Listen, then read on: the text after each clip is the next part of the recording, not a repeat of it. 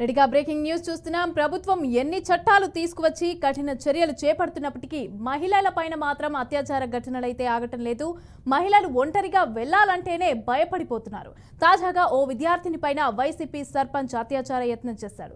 కర్నూలు జిల్లా కడదొడ్డి గ్రామం సర్పంచ్ హుసేనీతో పాటుగా మరో ఇద్దరు వైసీపీ నాయకులు వినోద్ అలాగే సూరి ఆ గ్రామానికి చెందిన విద్యార్థిని పైన అత్యాచార యత్నం చేశారు. అయితే విషయం తెలుసుకున్న విద్యార్థిని తల్లిదండ్రులు పోలీసులకైతే ఫిర్యాదు చేశారు. కేసు నమోదు చేసుకున్న పోలీసులు ముగ్గురు నిందితులపైన ఫోక్సో యాక్ట్ కింద కేసు నమోదు చేసి దర్యాప్తు చేపట్టారు. మన యొక్క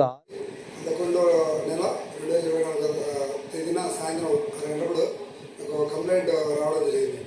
ఒక అమ్మాయి పైన ఈ ముగ్గురు వ్యక్తులు అంటే వ్యక్తి బయట నుంచి అమ్మాయికి సైకిల్ చేసి పక్కకు రావాలని చెప్పి తర్వాత రిమైనింగ్ ఇద్దరు వ్యక్తులు కూడా అతనికి రాత్రి కూడా సహకరించినామని చెప్పి ఒక కంప్లైంట్ ఇవ్వడం జరిగింది. దాని మీద పోక్సో కేసు నమోదు చేశాను. ఇన్వెస్టిగేషన్లో భాగంగా వాళ్ళని అరెస్ట్ చేసి రిమాండ్ పంపించడం జరుగుతుంది.